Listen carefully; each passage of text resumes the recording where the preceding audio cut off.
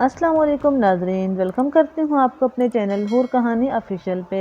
हमारे चैनल पे आपको मिलती हैं खौफनाक सनसनीखेज़ कहानियाँ। आज भी आपको एक सनसनीखेज़, ड्राउनी और रोंगटे खड़े कर देने, कदम कदम पर खौफ फैलाती और जिस्म और जाँ पर सकता तारीक करने वाली खौफनाक और ड्राउनी कहानी सुनाने जा रही हूँ। सबसे पहले आयतुल कुर्सी का विर्द कर लीजिए ताकि आपको डर न लगे, क्योंकि कहा जाता है कि जब इस मखलूक की कोई बात की जाती है तो ये भी पास आके बैठ जाते हैं और अपनी बातें बड़े शौक़ और तहम्मुल मिजाजी के साथ सुनती हैं। तो चलिए आज की कहानी हम शुरू करते हैं। जैक, एमी, हेनरी और ब्राउन अपनी गाड़ी में बैठे लंदन शहर में रात के 11:15 बजे सैर करते फिर रहे थे। वो चारों बेहतरीन दोस्त थे। जैक एमी का बॉयफ्रेंड और हेनरी का बॉयफ्रेंड ब्राउन था।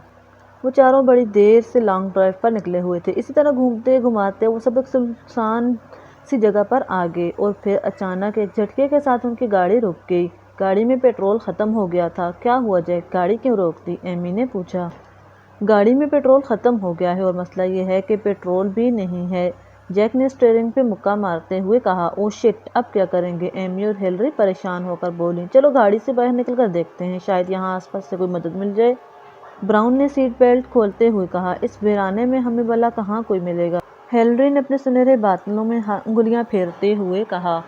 कोई ना कोई तो यहाँ रहता ही होगा, जैक ने कहा। अरे कोई नहीं रहता होगा यहाँ सवाए भूत प्रेत के, एमी ने अपना सर थाम कर बोली। दोनों लड़कियां काफ़ी परेशान नजर आ रही थीं, लेकिन लड़के फिर भी इतना नहीं घबरा रहे थे। चलो बाहर निकलो गाड़ी से। क्या मतलब? क्यों, क्या मतलब? हेनरी ने पूछा। मतलब ये कि जब तक हम लोग बाहर निकल कर मदद नहीं ढूंढेंगे तो कैसे बात बनेगी? अब कोई खुद से चल कर तो नहीं आएगा हमारे पास, ब्राउन ने कहा और गाड़ी का दरवाज़ा खोलकर बाहर निकल आया और साथ ही हेनरी का हाथ पकड़कर खींचा और उसे भी बाहर निकाल लिया। जैक ने ज़बरदस्ती एमी को भी गाड़ी से बाहर निकाला। ओ छोड़ो मेरा हाथ जैक, कहाँ लेकर जा रहे हो मुझे? एमी तंग कर बोली। ज़्यादा नखरे मत करो डार्लिंग और सीधे चलो मेरे साथ।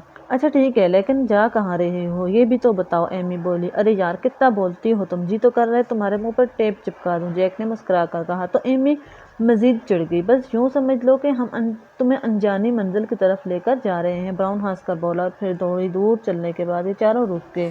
अब इन्हें एक बहुत बड़ा किला नजर आ रहा था। रात के इस पहर सुनसान और वीरान जगह पर यह किला बहुत ही पुरस्कार और हैबतनाक लग रहा था। वो लोग बुरी तरह हैरान और परेशान रह गए। एमी और हेनरी की रीढ़ की हड्डी में सर्दी की शदीद लहर दौड़ गई। वाह कितना खूबसूरत है, ब्राउन ने खुशगवार हैरत से कहा। दुरुस्त कहते हो, बहुत शानदार है। और तुमने देखा है कि किले के अंदर रोशनी हो रही है, इसका मतलब है कि अंदर लोग मौजूद हैं, जैक ने तायद की। और तो और किले का दरवाज़ा भी खुला हुआ है। चलो अंदर चले। नहीं, मैं इस किले में कभी नहीं जाऊंगी, हेनरी ने साफ इनकार कर दिया।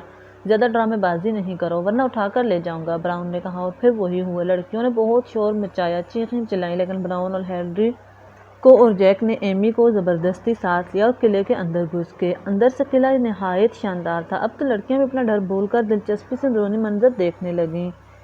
अचानक एमी को शरारत सूझी। वो एक अदा से अपने बाल झटक कर बोली। शहजादे जैक, क्या आप मुझसे शादी करेंगे? मुझसे ऐसी खूबसूरत लड़की आपको कहीं नहीं मिलेगी।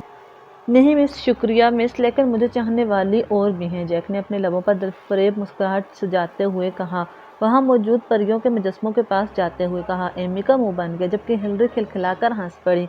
इडियट लड़कों, शुक्र करो हम जैसी हसीनाएं तुम्हारे साथ है, वरना गाजर मूली जैसा मुंह है तुम लोगों का। अच्छा खैर, हंसी मजाक छोड़ो दोस्तों और ये सोचो कि आखिर ये किला किसका है। मैंने आज तक इसके बारे में नहीं सुना, ब्राउन ने संजीदगी से कहा। तुम ठीक कहते हो, मैंने भी कभी इस किले के बारे में नहीं सुना, जैक ने भी तायद।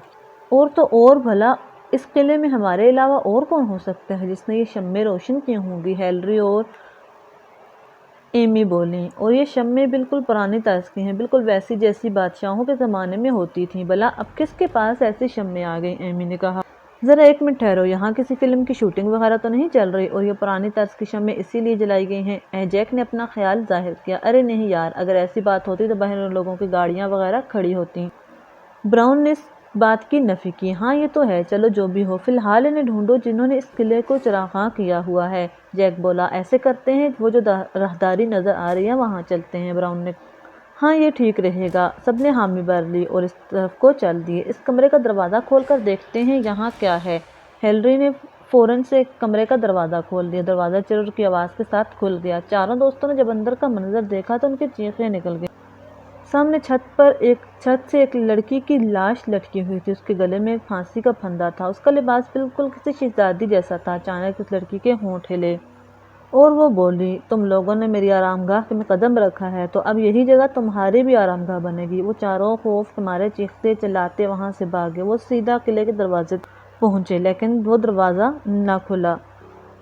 او مائی گاڈ، یہ ہم کہاں پھنس گئے، ہیلری نے روتے ہوئے کہا۔ یہ قلعہ تو آسیب زدہ ہے، جیک نے بھی اتنا ہی کہا تھا کہ سامنے سے وہی لڑکی شہزادیوں والا لباس زیب تن کیے آ گئی۔ اس کے پیچھے ایک نوجوان لڑکا تھا جس نے پرانے طرز کے کپڑے پہن رکھے تھے اور اپنے کپڑوں سے بہت غریب لگتا تھا۔ میں شہزادی لوسی ہوں اور یہ لڑکا ہے جس سے میں پیار کرتی تھی۔ یہ آج سے کئی سو سال پہلے یہاں میرے والد صاحب کے ہاں نوکر ہوا کرتا تھا۔ یہ میری خدمت پر مامور تھا۔ میرے سامنے اس کی نظریں ہمیشہ جھکی رہتی تھیں۔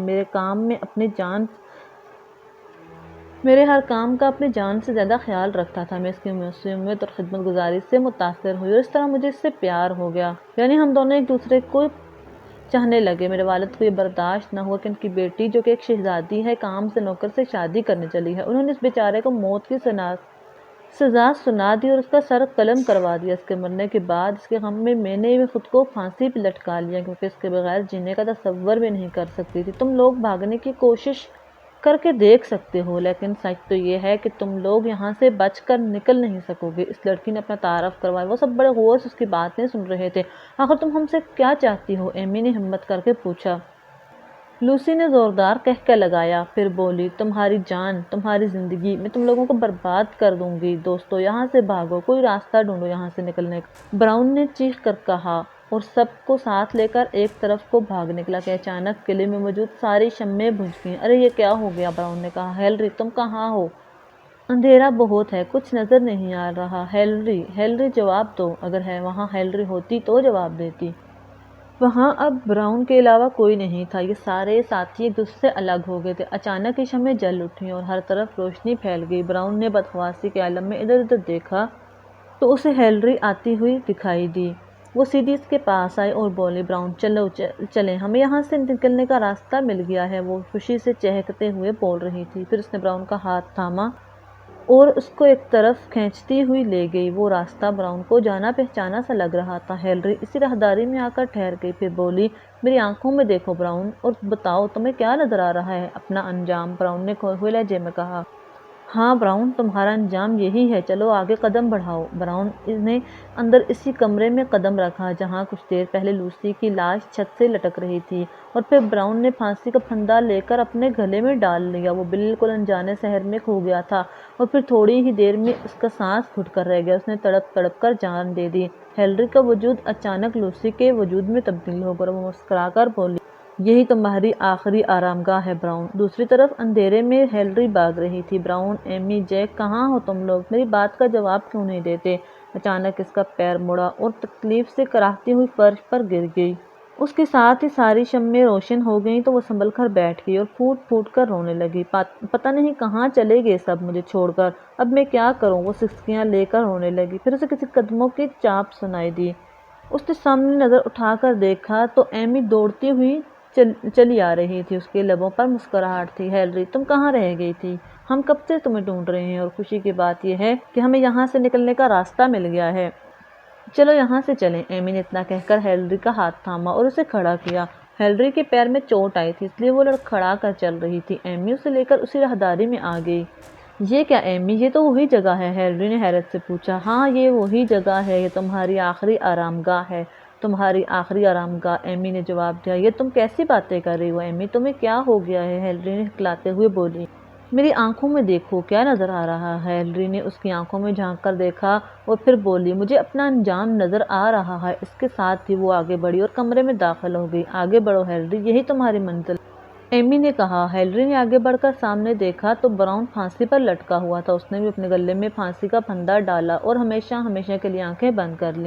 ایمی اپنے اصل روپ میں آ گئی، یعنی لوسی کے روپ میں، اور وہاں سے چلی گئی۔ اب یہاں بالکل گپ اندھیرے میں ایمی اکیلی کھڑی رو رہی تھی۔ جیک، کہاں ہو تم؟ مجھے بہت ڈر لگ رہا ہے۔ یکدم ساری شمعیں روشن ہو گئی اور اپنے سامنے جیک کو کھڑے دیکھ کر وہ بری طرح گھبرا گئی اور اپنا توازن برقرار نہ رکھ سکی اور سامنے کھڑکی سے باہر جا گری۔ لیکن جیک نے لمحہ بھر کے دیر کیے بغیر اسے بازوؤں سے پکڑ لیا اور ہدایت کی کہ بالکل بھی نہ گھبراؤ، اور پھر جیک نے زور لگا کر اسے اندر کھینچ لیا۔ بڑی دیر تک ایمی اپنی سانس بحال کرتی رہی، پھر جیک کے گلے لگ کر پھوٹ پھوٹ کر رونے لگی۔ بس ایمی رو مت، ہمیں باہر جانے کا راستہ مل گیا ہے، چلو یہاں سے چلتے ہیں، جیک نے بڑے پیار سے اس کا چہرہ اپنے ہاتھوں میں لے کر کہا۔ او شکر ہے جیک کہ باہر کا راستہ مل گیا، ورنہ مجھے تو لگا تھا کہ بس آج یہیں مر جاؤں گی، ایمی اپنے آنسو پوچھتے ہوئے بولی۔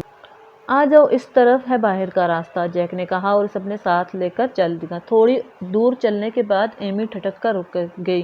یہ کیا جیک، یہ تو وہی راہداری ہے، تم مجھے یہاں کیوں لے آئے؟ وہ گھبرا کر بولی۔ اسی لیے کہ یہی تمہاری منزل ہے، یہ تمہاری اصل جگہ ہے۔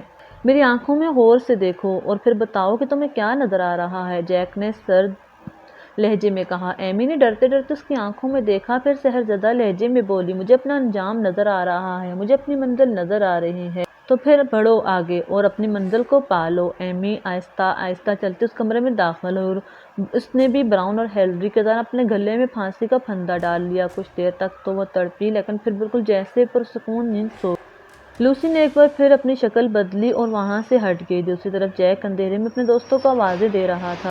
ایمی تم کہاں ہو؟ ایمی تم کہاں ہو؟ براؤن، ہیلری، کوئی تو جواب دو۔ وہ تھک ہار کر زمین پر بیٹھ گیا۔ اس کے بیٹھتے ہی تمام شمعیں روشن ہو گئیں اور اس نے دیکھا کہ سامنے سے اس کے تینوں دوست ہنستے مسکراتے آ رہے تھے۔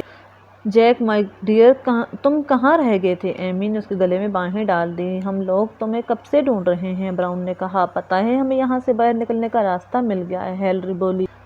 چلو پھر چلتے ہیں، جیک نے خوشی سے کہا اور چاروں دوست چل دیے۔ ایمی، ہیلری اور براؤن اور جیک کو لے کر اسی راہداری میں آگے۔ ارے یہ کیا ہے، تم لوگ مجھے کہاں لے آئے؟ جیک نے ڈرتے ہوئے پوچھا، کیونکہ اب ان کے دوستوں کے چہروں پر کرختگی نظر آ رہی تھی۔ یہ ہماری آخری آرام گاہ ہے، میری آنکھوں میں دیکھو جیک اور بتاؤ کہ تمہیں کیا نظر آ رہا ہے، ایمی نے کہا۔ تو جیک نے ڈرتے ڈرتے اس کی آنکھوں میں دیکھا، پھر بولا، مجھے اپنی منزل اور اپنا انجام نظر آ رہا ہے، اور پھر وہ کمرے میں داخل ہوا۔ اس کے سارے دوست چھت سے لٹکے ہوئے تھے۔ ایک پھندا اس کے لیے بھی تیار تھا۔ اس نے اپنے گلے میں پھندا ڈالا اور پھر ہمیشہ کے لیے آنکھیں بند کر لیں۔ اس واقعہ کے 1 سال بعد آثار قدیمہ کی ٹیم وہاں پہنچی۔ روزی ٹیم کی انچارج تھی۔ وہ سب کو گائیڈ کرتے ہوئے آگے بڑھ رہی تھی کہ اچانک ان لوگوں کی نظر سامنے موجود اسی قلعے پر پڑ گئی۔ خوشی کے مارے روزی نے زور سے چیخ ماری، ہماری اس دریافت پر تو ہمیں انعام ملے گا اور ہمیں اخباروں اور ٹی وی میں بھی دکھایا جائے گا، ہمارا انٹرویو لیا جائے گا، ہم مشہور ہو جائیں گے، وہ خوشی سے اچھلتے ہوئے بولی۔ تو پھر دیر کیسی، چلو آگے بڑھتے ہیں، اس کے ایک ساتھی نے کہا، اور وہ سب قلعے کی طرف بڑھتے چلے گئے۔ قلعے کا دروازہ کھلا ہوا تھا، ان سب کی خوشی کی انتہا نہ رہی۔ وہ لوگ خوشی خوشی اندر داخل ہوئے، پھر سب مل کر اسی راہداری کی طرف آگئے۔ اس کمرے کا دروازہ کھلا ہوا تھا۔ سامنے کا منظر دیکھ کر ان کے حلق سے دلخراش چیخیں نکل گئیں، کیونکہ سامنے چھت پر براؤن، ہیلری، جیک اور ایمی کی لاشیں لٹک رہی تھیں اور ساتھ میں لوسی بھی چھت سے لٹکی ہوئی تھی۔ وہ پیچھے کو ہٹنے ہی والے تھے کہ لوسی کے ہونٹ ہلے اور بولی، روزی، اب تم یہاں آ ہی گئی ہو تو یہی جگہ تمہاری اور تمہارے ساتھیوں کی آخری آرام گاہ بنے گی، تمہیں بھی تمہاری آخری آرام گاہ مبارک ہو۔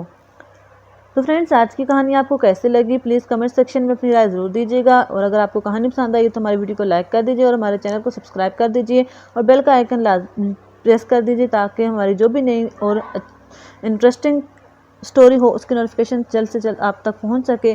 اللہ حافظ۔